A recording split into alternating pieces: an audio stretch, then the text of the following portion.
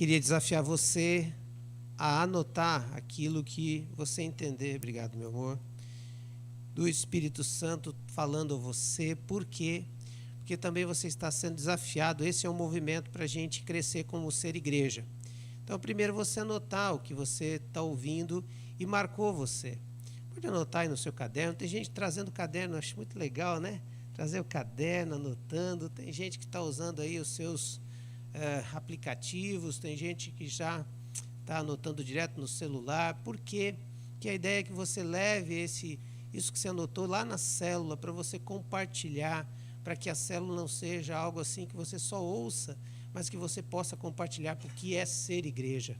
As dinâmicas da célula estão sendo exatamente no sentido de você contribuir com o que o Senhor falou com você no domingo a respeito de ser igreja. Então anote aí para que você possa também participar, né, na sua célula, contribuindo com o que Deus falou, o Espírito Santo falou ao seu coração. Também, ao final do culto, escreva ali uma frase que você marcou você do culto, da palavra, do texto bíblico ou do sermão.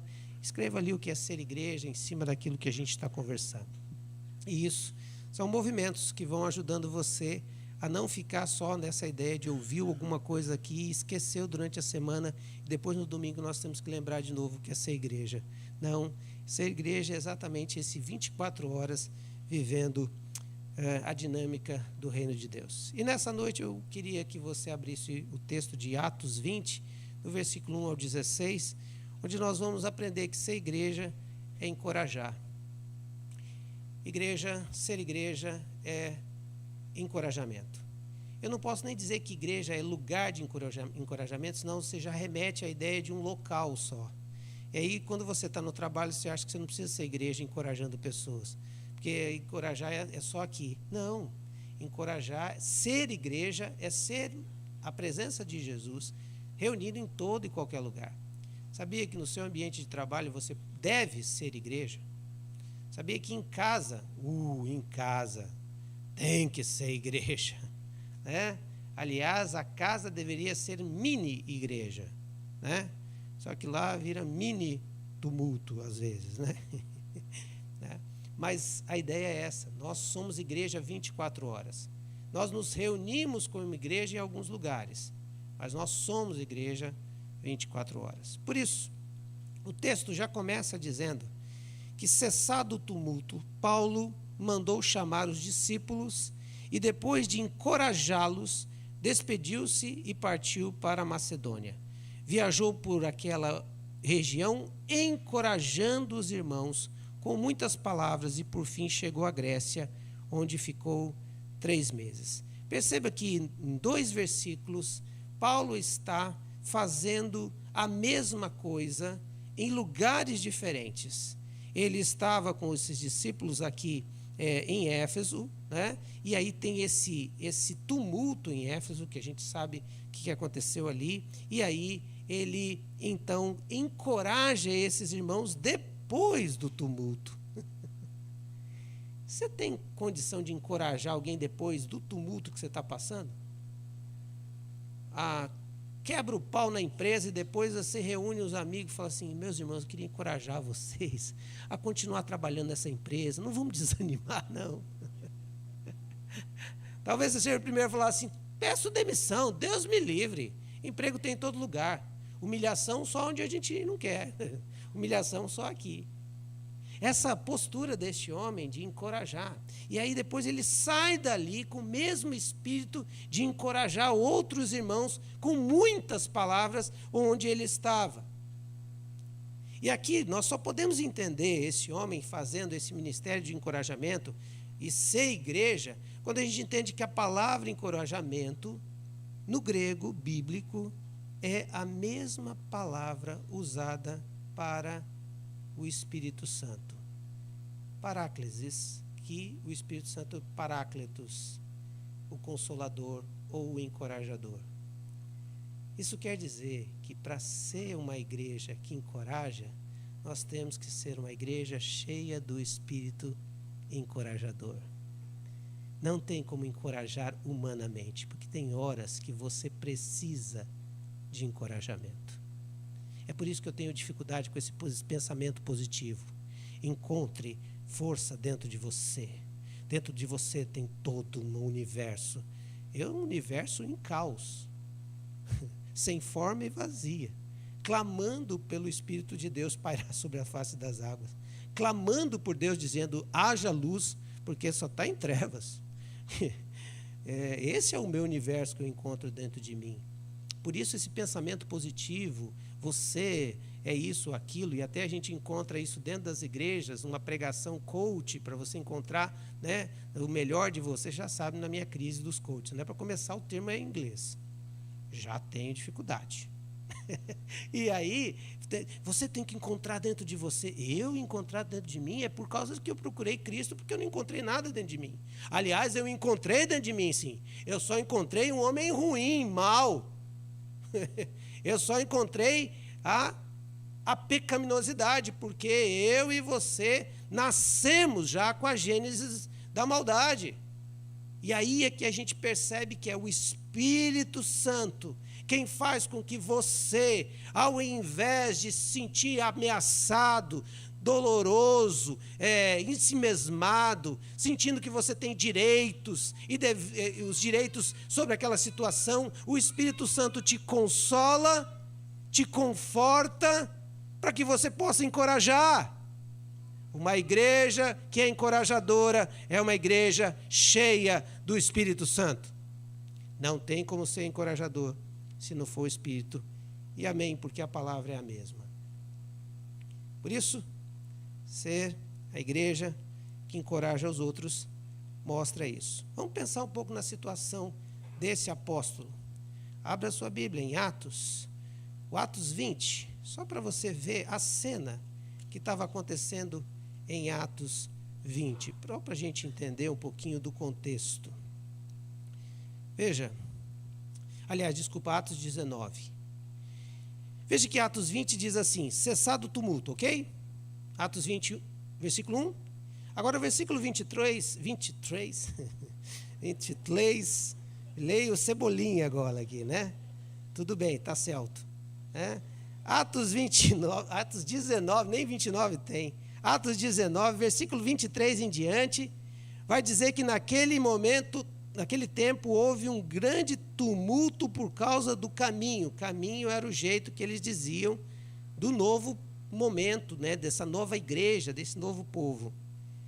E por causa desse Ourives aqui, o Demétrio, que viu que o mercado ia falir. Ele era o cara que fazia miniatura, sabe? Miniatura da deusa Ártemis. E aí o que aconteceu? Ele ia acabar o trabalho dele, porque Paulo começou a falar que Jesus Cristo é o Senhor, começou a pregar o evangelho e o pessoal começou a se converter. Se convertendo ao cristianismo, o cristianismo fica mais barato que feitiçaria, porque daí não precisa comprar mais nada. Né? Se bem que os cristãos hoje estão vendendo tudo, né? Vendendo viagem para Israel e tal. Não, mas isso é outras coisas. Né? Aí o que acontece nessa história toda? Ele ia ficar sem emprego, ele fala com o sindicato dos artesãos, vamos nos reunir em nome da causa, vamos fazer greve. E aí levaram um tumulto só, e aí queriam matar o Paulo. E olha só o que diz o versículo 40, do 19. De maneira como esta, corremos o perigo de sermos acusados de perturbar. Aliás, aqui ele está vivendo, falando, o cara está falando lá, o líder, né, dizendo, não vamos fazer esse tumulto, porque senão o povo romano, a Roma, vai achar que nós estamos fazendo um tumulto contra eles. Mas aqui ele sofre tremendamente. E é depois dessa situação estressante, com medo de morrer, de apanhar, de sofrer, que ele encoraja os irmãos. Paulo precisou lutar contra um desânimo interno. Assim, eu prego o evangelho. Em vez de eu receber assim gente convertendo, alegria, todo mundo feliz, eu encontro um tumulto. Parece que eu estou fazendo tudo errado. E é tão interessante que Paulo não tinha nenhum problema com estima. Paulo não tinha problema com estima, porque se ele tivesse problema com estima, ele falava assim: ó vida, ó dia, ó azar, tudo que eu faço dá errado. Eu estou querendo fazer o bem, ó, o que acontece? Ah, não, eu acho que eu vou embora dessa cidade. Não. Ele é encorajado pelo Espírito Santo de Deus a encorajar aqueles irmãos lutando contra esse sentimento. Ele poderia se sentir abandonado, já pensou nisso? Jesus, na boa, eu prego o evangelho em teu nome e olha só o que acontece comigo. Só coisa ruim. Não. Tem alguma coisa errada. Não. O coração dele era: vamos continuar, porque nós temos que pregar o evangelho. Segunda coisa interessante aqui é que ser igreja também é, de uma certa forma, construir uma rede de apoio. Porque nós precisamos encorajar os outros, mas nós precisamos ser encorajados. Nós precisamos ter pessoas, amigos mais chegados que irmãos. Nós precisamos ter pessoas com que a gente comece, na caminhada cristã, se tornar parte da nossa vida para nos apoiar naqueles momentos mais difíceis que a gente venha a passar. E é por isso que os versículos 3 em diante, até o versículo 6, vai dizer de alguns nomes que a gente não faz a mínima ideia de quem é, mas que tem uma importância muito grande na vida do apóstolo Paulo. Vai dizer assim: quando estava a ponto de embarcar para a Síria, e ele ia para Antioquia da Síria, para poder descer para Jerusalém, e os judeus fizeram uma conspiração contra ele, por isso decidiu voltar pela Macedônia. Novamente, esse homem corria o risco de ser desanimado. Em Éfeso sofro. Agora eu estou saindo daqui, quero fazer alguma coisa boa, porque ele estava saindo com as ofertas das igrejas para entregar ao povo da Judéia. E, de repente, ele descobre que os próprios judeus que ia receber as ofertas, os seus compatriotas estavam contra ele, uma conspiração até para matá-lo. Então, ele decide voltar para a Macedônia. E olha só, no versículo 4, sendo acompanhado por Sópatro, filho de Pirro, de Bereia, Aristarco II, de Tessalônica, Gaio, de Derbe, e Timóteo, além de Tíquico, Trófimo, da província da Ásia. Você percebeu que Lucas, aqui, o escritor de Atos, teve o capricho de descrever quais eram as regiões desses homens, dizendo que eles eram de regiões diferentes. Não era um grupo que ele fez numa igreja só, mas que ele criou vínculos em várias igrejas. Então, ele estava acompanhado desses homens, porque esses homens, versículo 5, foram adiante e nos esperaram em Troade. Navegamos de Filipos após a festa dos pães sem fermento, e 5 dias depois nos reunimos com outros em Troade, onde ficamos 7 dias. Atente para algumas coisas importantes aqui. É a primeira vez que Lucas deixa de dizer "e Paulo se reuniu com" e usa a expressão "e nós esperamos". Isso quer dizer que agora também Lucas estava junto com Paulo. E navegamos, ou seja, tinha mais alguém, Lucas. Agora, o que a gente aprende com isso? Paulo, mesmo sendo um homem que tinha uma missão muito pesada, difícil, sendo assim um apóstolo respeitadíssimo, ele entendeu que ele precisava caminhar com pessoas. Ele não podia ficar sozinho. Ele construiu uma rede de apoio. É por isso que nas cartas você escuta ele mandando saudação. Olha, sauda fulano, sauda ciclano, sauda mengano, sauda o pessoal que veio disso, sauda fulano. E foi gente que ele construiu laços de amizade que se tornaram amigos nessa caminhada, porque um homem tão perseguido, ele só conseguiria viver essa dimensão de passar por todas essas lutas se ele não estivesse sozinho e isolado. Você imagina só nessa viagem, muitas vezes a pé, o que a gente conversa numa viagem longa? Sobre tudo. Viagens longas servem para você fazer uma apresentação da sua vida. E é nessa rede de apoio que é construída com esses homens, que são colocados aqui, para que essas situações tensas que ele passava, e as situações não eram fáceis, os enfrentamentos dos perigos, o medo de morrer, às vezes, talvez até querer fugir da missão, encontrar pessoas que caminham com você e que amam o que você ama e faz o que você faz e conhece a sua índole para te dar apoio, para te dizer se está certo, se está errado, para te encorajar, porque encorajamento também é consolo, mas também é exortação e confronto para dar conforto. A gente precisa de amigos mais chegados que irmãos. Nós necessitamos de ter uma rede de apoio. Foi um trabalho em equipe que foi feito. Durante as viagens missionárias, que fica mais evidente é a preferência de Paulo em trabalhar em equipe. Lembra que na primeira vez ele foi acompanhado de Barnabé e de João Marcos? Está certo que o João Marcos foi aquele companheiro complicado. Sabe aquele companheiro que vai e fala assim, mas a gente vai dormir aonde? Vamos dormir em barraca. Não, barraca eu não quero, vou procurar um hotel. Mas a ideia é a gente viajar junto, né? Não, mas a gente viaja junto, na hora de dormir eu vou dormir no hotel, porque eu não tenho um problema nas costas, meu ciático inflama, daí eu não ando mais e tal, e todas aquelas coisas, né? Quem faz viagem junto sabe como é que é esse perrengue. E ele dá uma desertada. Mas é tão interessante que na segunda viagem ele vai com Silas, e depois ele vai com Timóteo, e depois com Lucas. E a terceira viagem vai essa lista de amigos.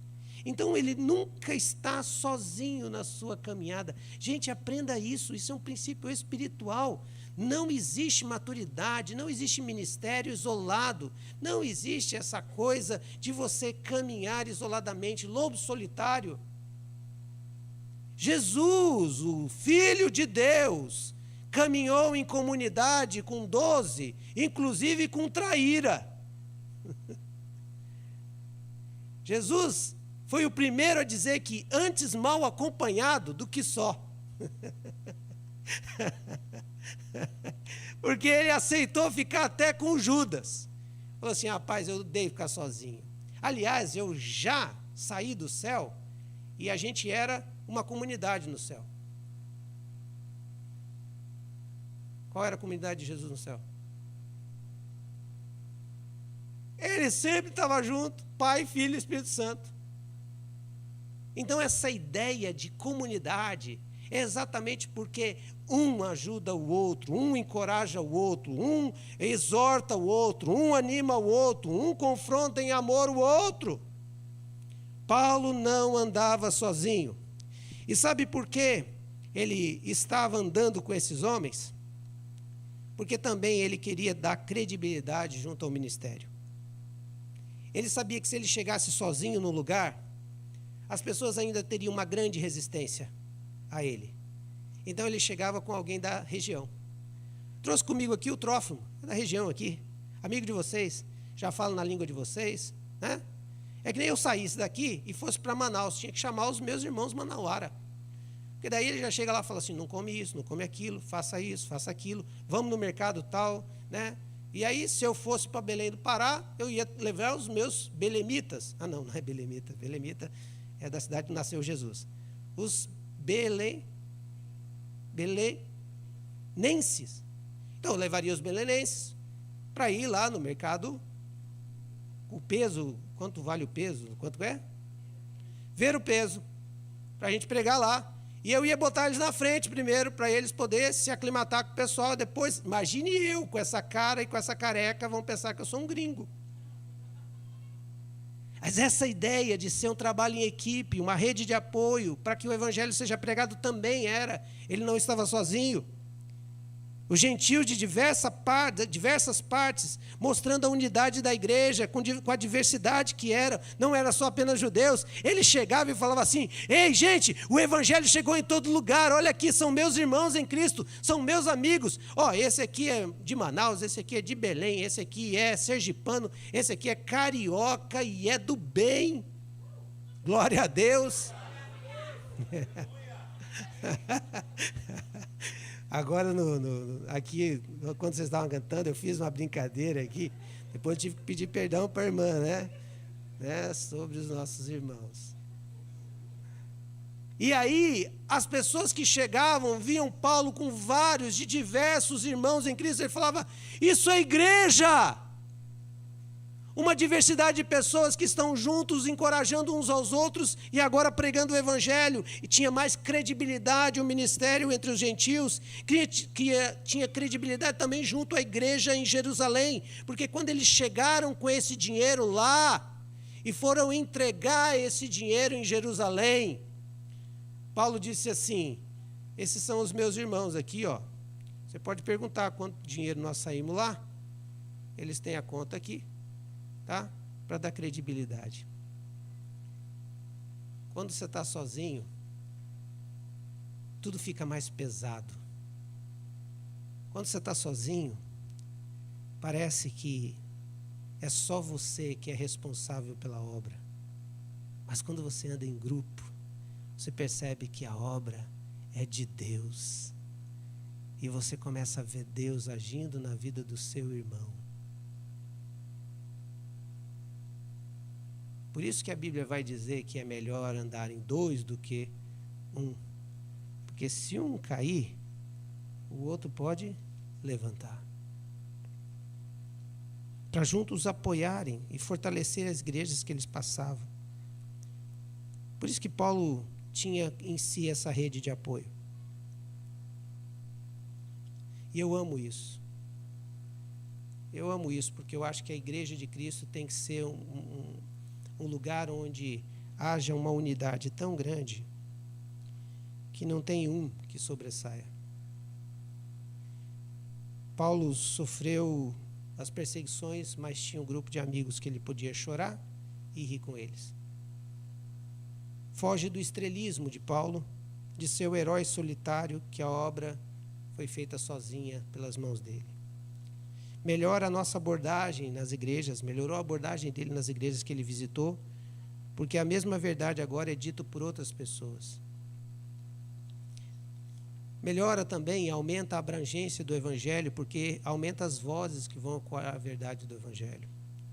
Evita o isolamento e a solidão que derruba qualquer líder. Graças a Deus, eu sou de uma geração de pastores que já estavam preocupados em não andar sozinho. Mas os meus heróis pastores, alguns deles tiveram suas quedas.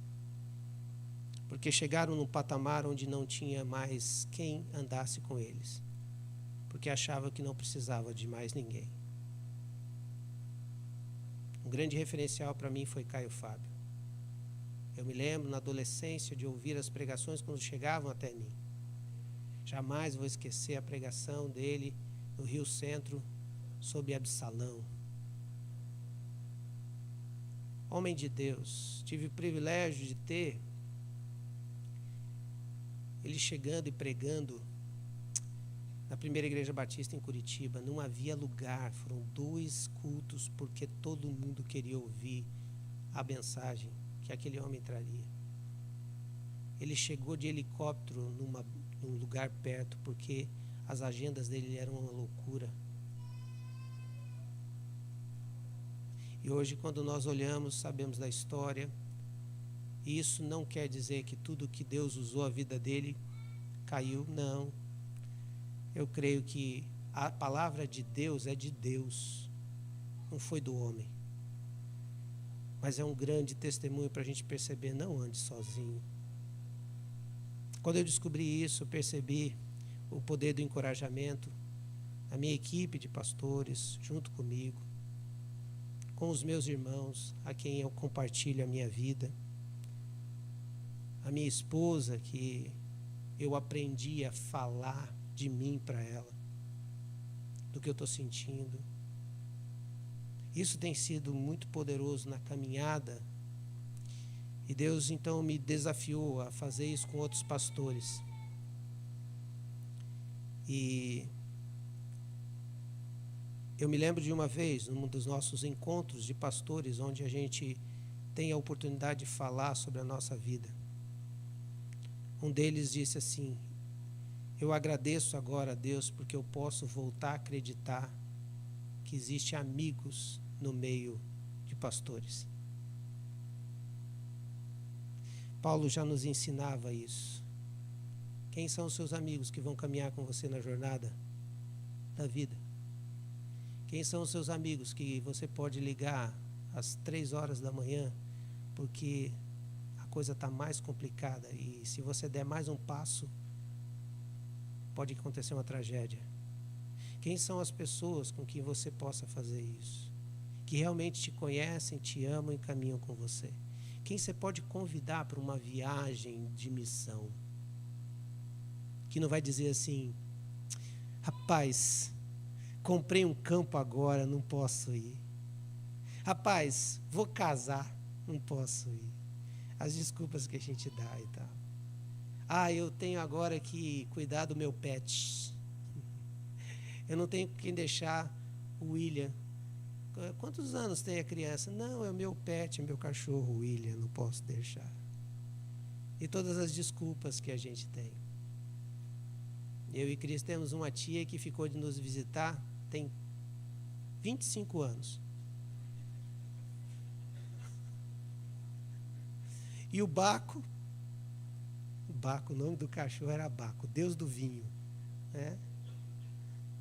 Eu fui visitar quando nós casamos. Eu quase que dormi na mesma cama que a gente, o Baco, né? E ela falou assim: eu não posso, quando o Baco morrer, aí eu vou. Baco já está na glória há muito tempo. Na glória dos cachorros, né? Porque eu sou louco para meter o dedo nessa teologia. Aliás, a teologia de cachorro é a teologia do cão mesmo, né? Porque... Mas olha só o que a gente tem. E é uma tia que de vez em quando manda uma mensagem, mas acaba estando distante. Queridos, Paulo nos ensina aqui a respeito desse encorajamento. Mas tem mais uma lição. Ser igreja é se reunir em torno de Jesus, para nos unirmos uns com os outros. Versículo 8 vai dizer, versículo 7 diz, no primeiro dia da semana, porque eles se encontram, né? Eu não li o texto aqui do que aconteceu, só quero terminar aqui, né? Aqui no versículo 5, versículo 6, vou pegar aqui de Atos 20, versículo 6, diz assim: navegamos para Filipos, após a festa dos pães sem fermento, 5 dias depois nos reunimos com outros irmãos, com outros em Troade. Com outros quem? Com esses irmãos. Pois ficamos ali 7 dias. E eles ficam 7 dias em Troade. E lá em Troade, no primeiro dia da semana, nos reunimos para partir o pão. Aqui nós aprendemos que ser igreja é se reunir em torno de Cristo para lembrar o sacrifício redentor na cruz até que Ele volte. E isso é um encorajamento poderoso. Quando nós nos reunimos para cear juntos, mesmo que seja nessa cerimônia que a gente faz, onde você recebe aqui, né, um cálice com uma bolacha seca. Senhor, volta com o pão, Senhor, volta com o pão. Eu não aguento mais comer bolacha na ceia. E vocês comem uma vez, eu como 2, porque é de manhã e à noite ainda. Quase que eu vou trazer o meu pão de casa para fazer a ceia, né? Mas nesse momento nós estamos nos reunindo para encorajar um ao outro. Porque quando você toma a ceia junto com o outro, você está fazendo o seguinte: vamos lembrar juntos uma coisa: Jesus morreu por nós. Isso dá um baita encorajamento. Segundo, Ele ressuscitou. A gente tem que lembrar isso juntos, isso traz encorajamento. Então, enquanto você está tomando a ceia, não fica pensando que você vai fazer depois, a pizza que você vai comer, com quem que você vai fazer. Não, pensa que é um momento de encorajamento, porque eles se reuniam juntos, eles estavam ali para partir o pão. E a expressão no Novo Testamento de partir o pão é a expressão da ceia do Senhor. Porque era pão mesmo, e era vinho mesmo. Eu gosto muito do Rodrigo Silva, acho ele um cara fantástico, mas quando vem falar que o vinho era suco de uva, aí eu já digo, não, querido, não. Nós temos um problema, nós temos aqui uma questão do sul, cuidado com a pessoa que tem problema de alcoolismo, mas dizer que o vinho da ceia não é vinho, é suco de uva, é a mesma que dizer que não vos embriagueis com suco de uva onde há devassidão. Você tem que ter um pouco de consciência. Agora, o que a gente precisa aprender aqui nesse contexto é que eles estavam então reunidos em torno desse momento da ceia, que era partir do pão, como Jesus fez, e o vinho ali, eles tomando aquele momento para lembrar exatamente isso. Jesus morreu por mim, ele ressuscitou, mas ele vai voltar. Gente, isso era animador, encorajador, no meio daquelas pessoas que estavam com sofrimento, que estavam desanimadas e desencorajadas. Reuniam uns com os outros, olha o que está no versículo 8. Havia muitas candeias no piso superior onde estavam reunidos. Piso superior é o jeito de dizer cenáculo, é um espaço da casa onde as pessoas se reúnem. Foi aonde Jesus se reuniu para a ceia com seus discípulos. Foi aonde os discípulos ficaram aquele tempo antes da vinda do Espírito Santo. E foi onde estava orando o pessoal da igreja enquanto esperavam o milagre de Pedro ser liberto.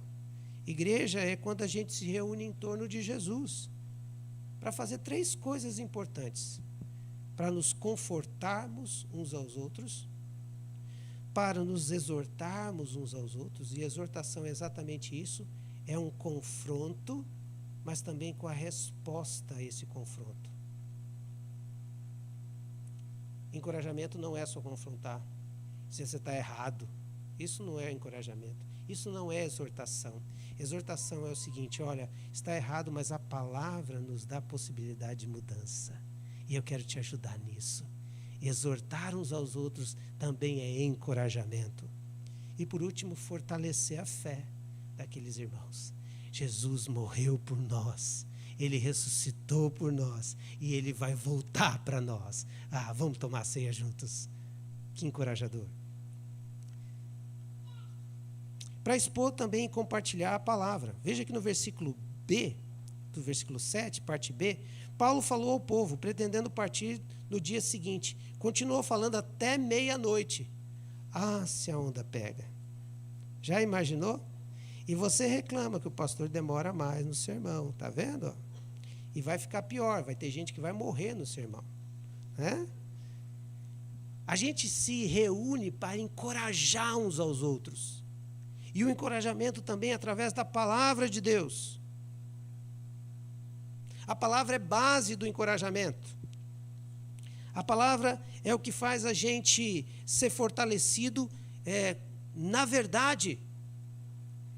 Cristãos, nós, os crentes em Cristo Jesus, nós temos que entender que não é uma autoajuda, não é um bom conselho, não é um papo que você tem com a pessoa, não é um aconselhamento do tipo eu acho que você é isso, ou ficar destacando as características boas daquela pessoa. Não, encorajamento na palavra é quando você pega a palavra e a palavra começa a falar com você.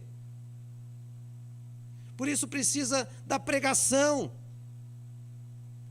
Porque o nosso consolo das nossas dores deve vir através do ensino que Jesus morreu em nosso lugar. E não há dor maior que ele não tenha passado em nosso favor. Ei, você está passando por uma dificuldade, mas eu queria te apresentar que Jesus morreu pelas suas dores.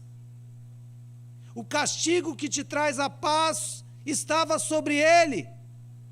E você então pode ter paz nele, porque ele morreu no seu lugar, e toda a dívida, e toda a angústia, e todo o peso que o pecado traz de dor, está agora sanado, foi pago, é a palavra que diz isso.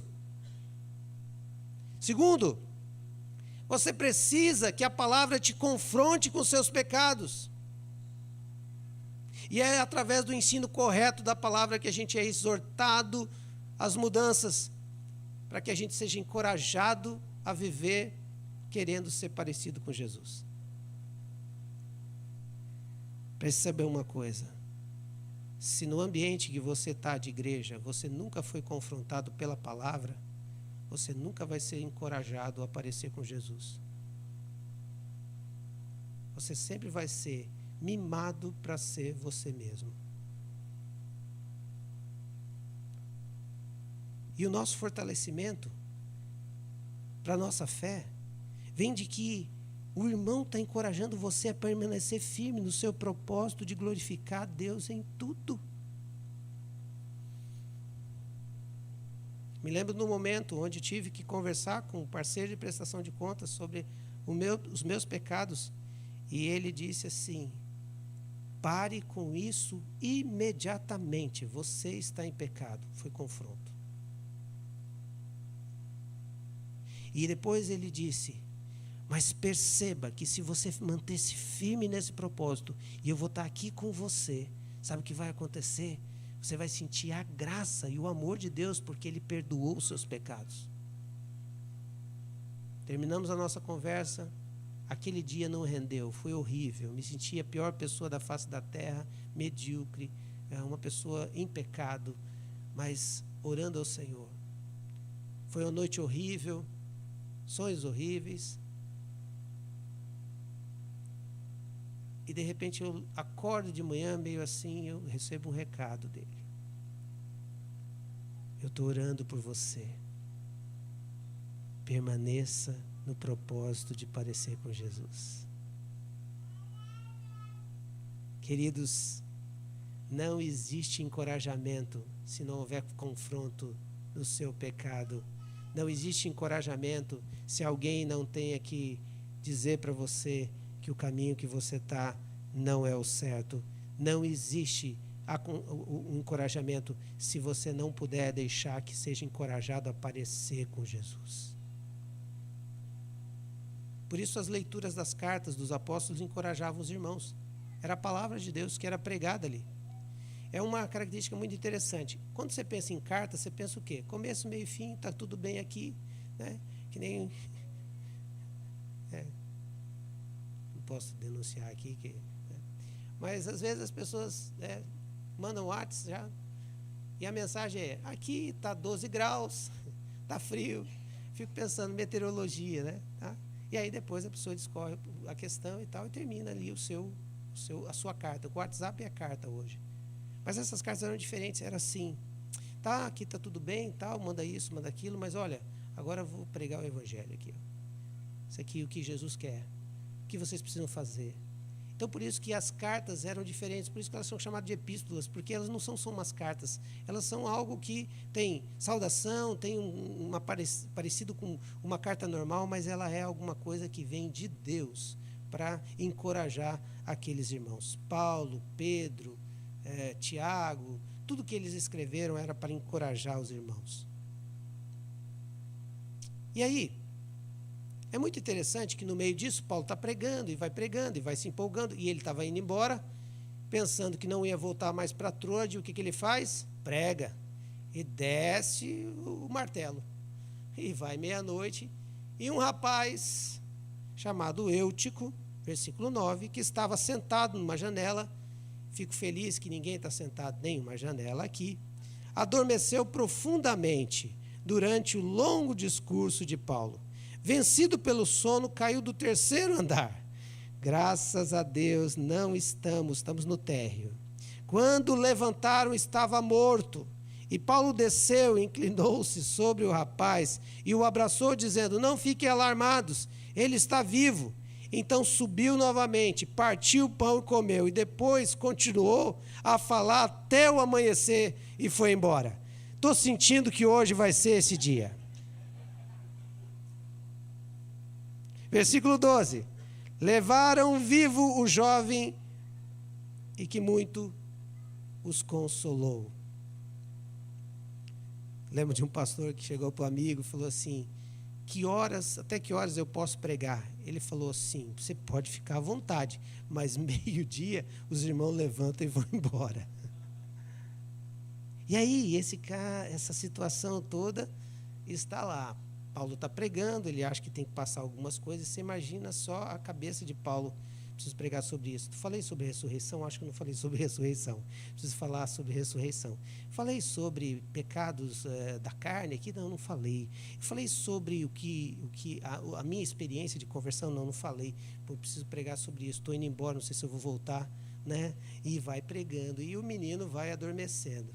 Bom, eu fico feliz, porque se alguém dormiu no sermão de Paulo, quanto mais o meu. Então, às vezes eu olho para os irmãos, vejo os irmãos dormindo, eu falo assim, tomara que esteja em espírito de oração.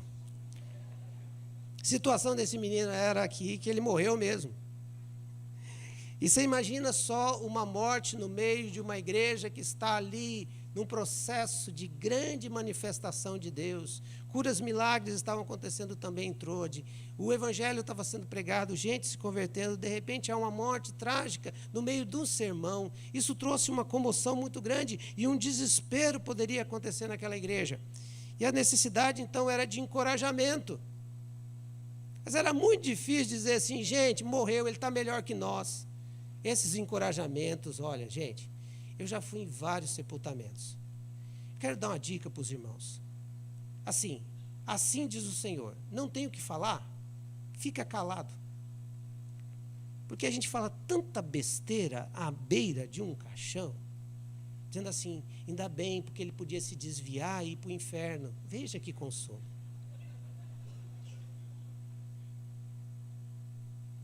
Já escutei pessoa dizendo, graças a Deus que Deus levou, né? Puxa. Então, qual era o encorajamento que o Espírito Santo poderia dar naquele momento, que poderia levar a igreja a dizer, como Deus é bom, como eu sinto a presença dEle, a não ser um milagre.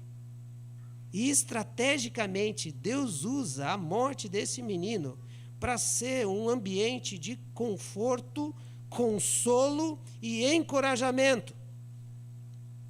Os sinais, então, serviram para dizer que Jesus estava vivo e operante no mundo e que Paulo tinha as credenciais de um apóstolo, de milagres e maravilhas, e aquela cena não ia acontecer toda hora, mas era para aquele momento que precisava acontecer. Não precisa sair ressuscitando pessoas, mas naquele momento era algo que precisava para aquela igreja sentir o poder de Deus, o testemunho do Evangelho de Cristo, e que Paulo estava ali, e que aquela situação não seria para a desgraça, a desunião, o desconforto da igreja, a angústia da igreja, e de repente Deus coloca no coração, e Paulo vai lá, e a Bíblia não diz, e Lucas não diz, e Lucas estava lá, que ele fez uma oração poderosa, que ele botou a mão no menino, que ele pôs a mão e falou assim, Deus de Abraão, de Isaac, de Jacó. Não, ele abraçou esse menino e ele foi curado. Ele foi ressurreto. Ele ressurgiu, ou ele renasceu. Ele foi ressuscitado. Milagrosamente. E a gente percebe isso como um ato tão poderoso da presença de Deus, que eu só entendo uma coisa, era mais um ato de encorajamento, para que aquela igreja fosse consolada e continuasse crendo no Deus, no Jesus que morreu por eles, que ressuscitou, que voltará, mas tem poder de fazer maravilhas. Que encorajamento.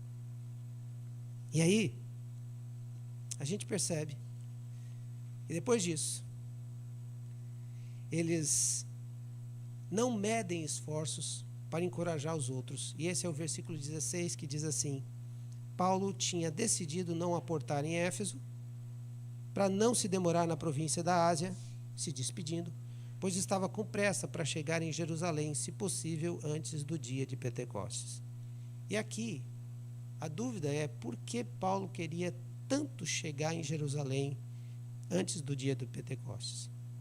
Algumas explicações têm a ver com o fato de que Paulo queria não mostrar para os judeus, ou mostrar para os judeus que ele não tinha problema com relação às leis judaicas, que ele era um judeu e que ele respeitava essas coisas. Então, ele não tinha problema em ir à festa dos tabernáculos, ele não tinha problema de orar no templo, ele não tinha problema nenhum, só sacrificar. Ele não sacrificava animais porque ele entendia que Cristo já tinha morrido, mas ele não tinha problema com isso. Então, ele queria estar lá para que os judeus o vissem como testemunho de que ele era judeu também. Outros dizem que a pressa dele era exatamente porque no Pentecostes tem muito mais gente de todas as nações ali e ele queria pregar o evangelho novamente. Mas uma possibilidade, e que é muito interessante, que justifica também a presença desses outros irmãos, é que ele estava levando as ofertas dessas igrejas representadas por esses irmãos. E ele queria que essa oferta chegasse lá. E ele queria aproveitar tudo isso. Ele queria pregar o evangelho lá para os judeus.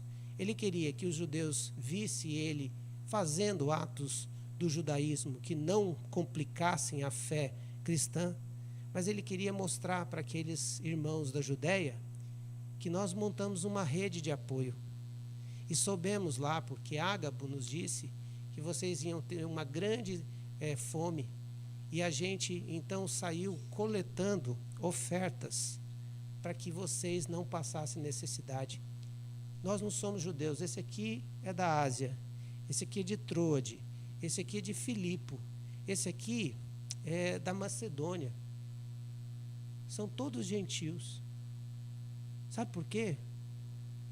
Porque nós entendemos que a igreja é para encorajar. E agora vocês estão passando por necessidade. Nós viemos aqui, a igreja gentílica, encorajar a igreja judaica. Versículo de Romanos, capítulo 15, versículo 25 a 27, conta isso. Olha o que ele vai dizer. Agora, porém, estou a partida para Jerusalém, a serviço dos santos. Pois a Macedônia e a Acaia tiveram a alegria de contribuir para os pobres dentre os santos de Jerusalém. Eles tiveram prazer nisso. E, de fato, são devedores a eles.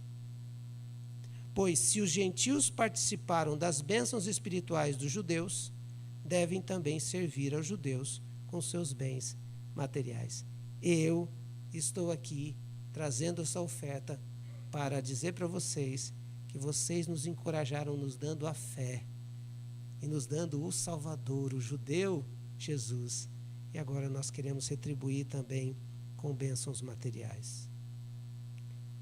1 Coríntios 16, 1 a 4 diz assim: quanto à coleta para o povo de Deus, façam como ordenei às igrejas da Galácia. Veja que Paulo reuniu dinheiro de todas essas igrejas. E no primeiro dia da semana, quando cada um de vocês separe uma quantia, de acordo com a sua renda, reservando para que não seja preciso fazer coletas quando eu chegar. Então, quando eu chegar, entregarei cartas de recomendações aos homens que vocês aprovaram e os mandarei para Jerusalém com a oferta de vocês. E se me parecer convenientemente ir também, eles me acompanharão. E foi o que aconteceu.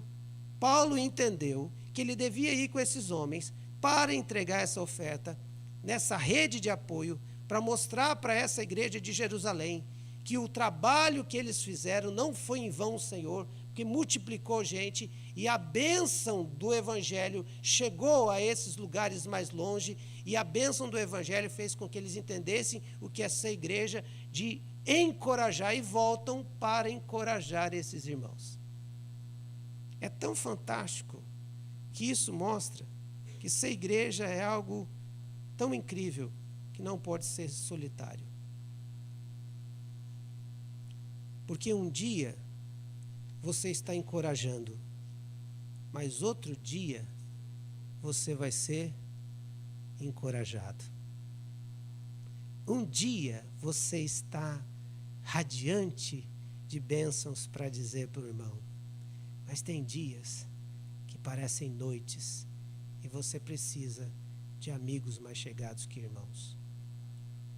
Nós temos recomendado aqui fortemente que você construa a sua rede de apoio intencionalmente. Nós temos falado e trabalhado de que nós queremos parecer com Jesus. E somente outros irmãos podem nos ajudar a ser parecido com Jesus. Somente outra pessoa pode nos olhar com um olhar de empatia, vendo a nossa dor, ou o nosso pecado, ou o nosso desânimo, e poder nos animar. Não pode ser feito sozinho. Precisa de igreja. Por isso, é tão interessante. Esses dias eu recebi um recadinho no WhatsApp. Pastor, o seu áudio me pareceu que você estava muito triste. E essa pessoa então escreveu um texto para me encorajar. É nessa dinâmica que é o corpo de Cristo. Por isso, a gente tem incentivado você a participar de uma célula. O que são as células? Células são lugares onde você vai poder compartilhar das suas dores, para que você seja consolado. Das suas lutas, seus pecados talvez, para que você seja confrontado em amor. Mas seu desânimo, para que você seja fortalecido na fé. É por isso que quem está em célula tem respondido 3 perguntas sempre na sua célula. O que te consolou, o que te confrontou e o que te fortaleceu no que você leu ou ouviu. É por isso que a gente tem trabalhado em roteiros para que você pudesse participar, ser encorajado e fortalecido. É por isso que você está anotando alguma coisa para você participar ativamente lá naquele momento. Todas as células da igreja estão ali, todos os líderes, as células autorizadas pela igreja estão ali com seus líderes, eles são acompanhados por mim para que a gente possa então ter um ministério focado em abençoar a vida uns dos outros. Mas você não pode ficar fora disso. Tem que ser intencional. Você precisa entender que ser igreja é encorajar, mas ser igreja também é dar permissão de ser encorajado. E ser encorajado tem a ver com ser consolado, mas tem a ver com ser confrontado e tem a ver com ser fortalecido. Feche seus olhos, eu quero orar com você. Você pode ser encorajado por outros irmãos. Você pode ser encorajado por uma rede de apoio, através das células, do seu microgrupo de discipulado que nós estamos montando aqui na igreja. Você pode ser encorajado pela palavra. Você pode ser encorajado pelas células, nas células. Você pode ser encorajado no partir do pão. Você pode ser encorajado vendo o testemunho de pessoas se fortalecendo no corpo de Cristo. Você pode encorajar e ser encorajado quando pessoas servem você nas suas necessidades. Assim como Paulo, seus amigos saíram das regiões mais distantes e viajaram de barco, de a pé, para chegar a Jerusalém, para dizer, nós trouxemos uma oferta para dizer para vocês que a igreja gentílica ama vocês e que a gente quer encorajar vocês. Assim tem que ser igreja, que encoraja uns aos outros, que caminha junto em unidade, que não se dispersa, que não se isola, mas caminha junto, serve junto. E aí, nós temos autoridade e autorização para encorajar uns aos outros. Pai, em nome de Jesus, nessa noite nós te agradecemos, porque o Senhor pode nos fazer ser igreja. Nós não caminhamos isolados, nem distantes. Não sou lobos solitários que fazemos as coisas do nosso jeito, com a nossa força, mas nós queremos caminhar uns com os outros. Pai, que nessa igreja não tenha ninguém sozinho, mas que todos nós estejamos vulneráveis e transparentes para sermos encorajados uns pelos outros. Cria isso, Senhor, nessa igreja. Que isso é obra do Teu Espírito, porque o Seu Espírito é o encorajador. É o seu Espírito que nos fortalece a caminhar todos os dias. É o seu Espírito que nos fortalece para amar o nosso irmão todos os dias. É o teu Espírito que nos faz pedir perdão pelos nossos pecados todos os dias. É o teu Espírito que nos encoraja a admitir os nossos pecados e sermos restaurados pelo perdão que vem do Senhor. É só o seu Espírito. Por isso, sopra sobre nós o Espírito encorajador, Senhor. E tira de nós o espírito isolacionista, independente, totalmente capaz, que não precisa de ninguém. Senhor, não nos permita ser lobos solitários, águias que voam, solos solitários, mas que a gente seja esse grupo, essa igreja, essa comunidade. Porque o Senhor ensinou isso, Jesus. O Senhor vivia em comunidade, e quando o Senhor foi criar a gente, o Senhor disse, façamos o homem, a nossa imagem e semelhança. Então o Senhor já nos criou com senso de comunidade. Depois, quando o Senhor veio nessa terra, o Senhor caminhou com 12. Não ficou sozinho, podia ter feito tudo sozinho, mas não fez. E o Senhor delegou para os 11, para os 12, pregar o Evangelho. Ó Senhor, nos dá esse sentimento de comunidade, de pertencimento, de desejarmos nos reunir uns com os outros para nos consolar, nos confrontar pela palavra e nos fortalecer na nossa fé. É o que oramos em nome de Jesus. Amém, Senhor.